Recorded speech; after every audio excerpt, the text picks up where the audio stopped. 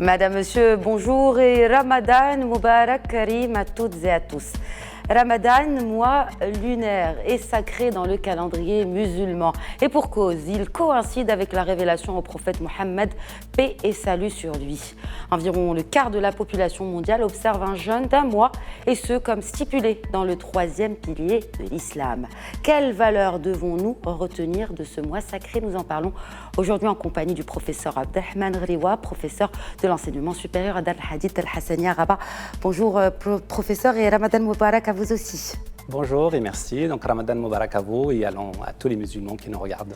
Alors, avant de commencer et de parler des valeurs du mois de Ramadan, professeur, quelle est la différence entre la notion de saum et celle de siyam, qui veulent plus ou moins dire la même chose en français, que c'est le jeûne finalement? Effectivement, moi je pense qu'il y a une petite nuance, c'est-à-dire le jeûne ou as-sawm, c'est-à-dire s'abstenir de manger, de boire et abandonner un peu tous les plaisirs terrestres, mais il y a aussi l'autre dimension, à savoir s'abstenir aussi de médire, de dire du mal des autres, de proférer parfois des mots qui peuvent être grossiers, etc.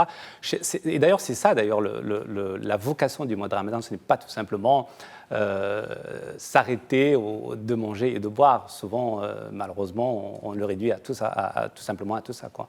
Donc, finalement, si on devait observer le mois de Ramadan, ce serait as-siyam et pas saum Ramadan. Enfin, moi, je ne suis pas spécialiste vraiment de littérature arabe, mais il me semble que le plus important à retenir après, c'est que l'abstinence, c'est d'abord, comme je l'ai dit, ne pas boire, ne pas manger, ne pas s'adonner, comme j'ai dit, au plaisir terrestre dans leur globalité, et puis tout ce qui pourrait, enfreindre un peu le jeûne.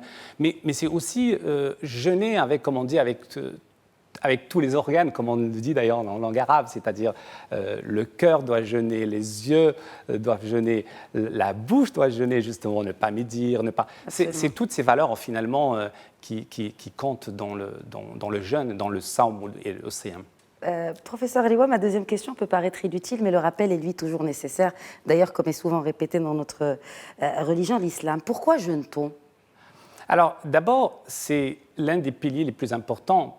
Pourquoi? Parce que d'ailleurs, le Coran a été révélé au prophète Mohammed, paix et bénédiction sur lui, durant le mois de Ramadan. Et ça donne justement cette dimension extraordinaire. C'est-à-dire, ce n'est pas par hasard que la révélation est arrivée le mois de Ramadan.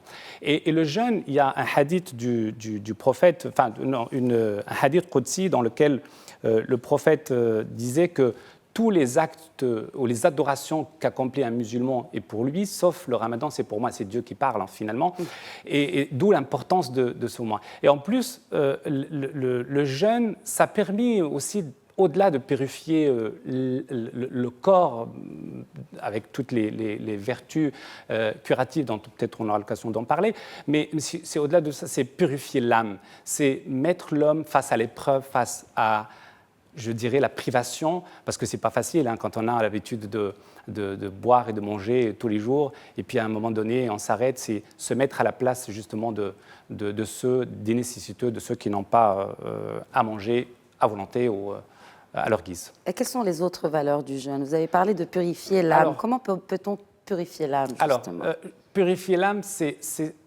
le Ramadan, ou Ramadan participe dans ce sens à l'élévation de l'âme vers plus de piété et plus de dévouement. C'est-à-dire que plus de sagesse aussi, parce qu'au-delà de boire et de manger, je reviens toujours, parce que finalement on réduit le Ramadan à tout ça, c'est amener le musulman à ressentir parfois la difficulté que peut rencontrer par exemple un nécessiteux, un pauvre, parce que dans le monde malheureusement il y a des riches, il y a des pauvres, il y a ceux qui n'ont pas à manger ni à boire, et donc le fait de ressentir, de vivre ça dans une sorte, je dirais, d'épreuve, nous rend face à une évidence qu'on n'apprécie pas, qu'on ne mesure pas, c'est-à-dire le fait de vivre dans des conditions où on a dans l'aisance et dans l'abondance.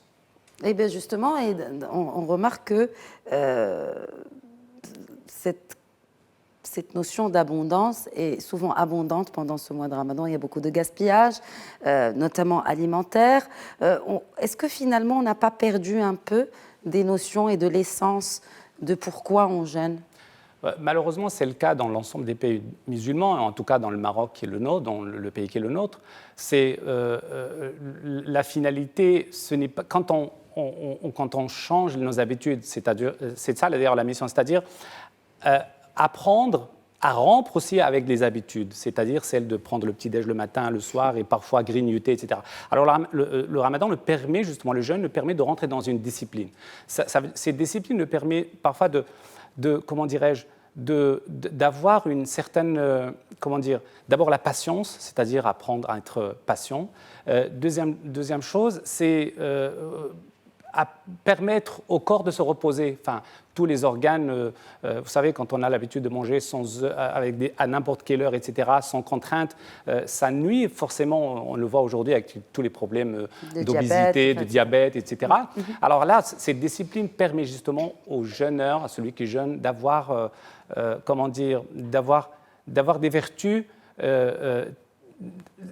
salvatrice pour le corps. Et d'ailleurs, la médecine, aujourd'hui, il y a des recommandations dans pour le jeûne sens, intermittent et justement pour vous jeûner 16 heures, comme on le fait pendant le ramadan. Y compris d'ailleurs dans les pays qui ne sont pas musulmans, c'est-à-dire par des médecins qui ne sont pas de confession musulmane. C'est-à-dire c'est une recommandation pour finalement amener l'homme à avoir une une cure pour revivifier finalement un peu son organisme. Alors, puisque vous parlez des gens qui n'ont pas cette confession musulmane et qui invitent les gens à jeûner, le jeûne n'est pas propre à l'islam, il a été pratiqué dans les autres religions monothéistes, mais même avant. Qu'est-ce qui différencie le jeûne musulman des autres jeûnes ?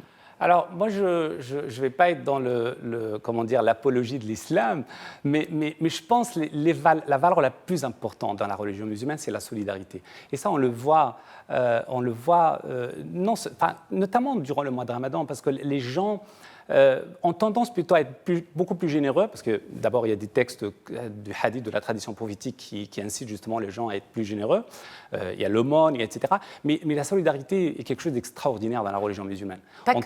Pas que, mais pas de façon institutionnelle. Pas que la religion musulmane, parce que la religion, même dans les pratiques bouddhistes, par exemple, on invite les gens à être de plus en plus généreux, à donner de son être, de son âme. Voilà. Tout à fait, je suis d'accord avec vous. Mais je veux dire, de l'autre côté, c'est plus institutionnalisé. Très bien. Alors là, c'est spontané. C'est des gens, c'est-à-dire, on ne va pas attendre une association, un organisme pour faire. Mais c'est des gens qui le font. Évidemment, ils attendent des hasanats de l'autre côté. Et tant mieux. Points, voilà. Et tant mieux si ça permet d'apaiser parfois, d'étancher des soifs ou de nourrir des personnes. Moi, je pense que ça, c'est extraordinaire. Ça, la première des choses. Après, il y a peut-être d'autres avantages d'autres spécificités par rapport aux jeunes. C'est que parfois, dans d'autres religions, je pense, on pouvait boire, mais s'interdire, par exemple, de manger quelques aliments, etc. Or, là, il s'agit, d'ailleurs, c'est la question que nous posent souvent les non-musulmans, me disent,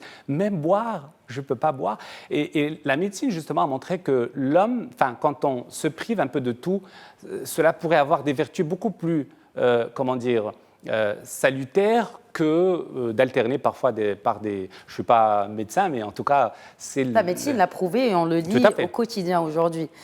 Professeur Riwa, pour terminer, alors, vous avez parlé de toutes ces valeurs-là. Comment Dar al-Hadith, donc vous êtes enseignant-chercheur au sein de Dar al-Hadith al-Hassaniya, comment cette institution œuvre-t-elle pour informer, sensibiliser notamment les plus jeunes sur les valeurs justes, non seulement de ce pilier de l'islam, mais de l'islam de manière générale, en ces temps d'extrémisme et d'autres fléaux. Je pense qu'on a une chance extraordinaire d'avoir une école comme Dar al-Hadith al-Hassaniya, que depuis une dizaine d'années a connu une ouverture extraordinaire. C'est-à-dire, si j'ai atterri à Dar al-Hadith al-Hassaniya, ce n'était pas le cas de mes collègues avant. Moi, j'ai été formé pour être dans un autre environnement.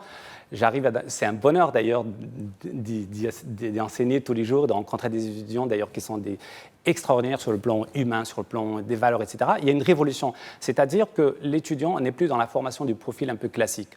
C'est celui qui va être dans des études un peu de théologie pure et dure. Aujourd'hui, l'étudiant il est dans une ouverture sur les sciences sociales, sur la philo, parfois sur l'économie, sur les sciences économiques, et ça c'est important. Pourquoi? Parce que cela a permis à l'étudiant d'avoir une distance par rapport à l'autre.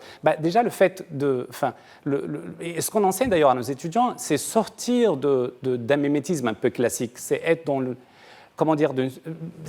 le libre arbitre, et un libre arbitre qui, à la fois, nous permet de raffermir un peu notre foi et notre conviction, et non pas être dans une forme, d'extrémisme et de radicalisme. Et la religion musulmane, après, il y a des lectures parfois qui sont malheureusement très, très étriquées et qui nuisent parfois aux valeurs réelles de l'islam, celles du vivre ensemble, de la solidarité, de l'échange et du partage. Et ça, c'est très important dans notre culture. Merci beaucoup, professeur Abdelrahman Ghriwa, d'avoir en tout cas éclairé un tant soit peu, parce que le temps nous est compté, de l'opinion publique sur les vraies valeurs et les valeurs justes de ce mois de Ramadan et de manière générale de cette religion qu'est l'islam. Merci beaucoup, professeur. Merci à vous. Merci à tous de nous avoir suivis. Je vous souhaite une excellente suite des programmes sur notre antenne.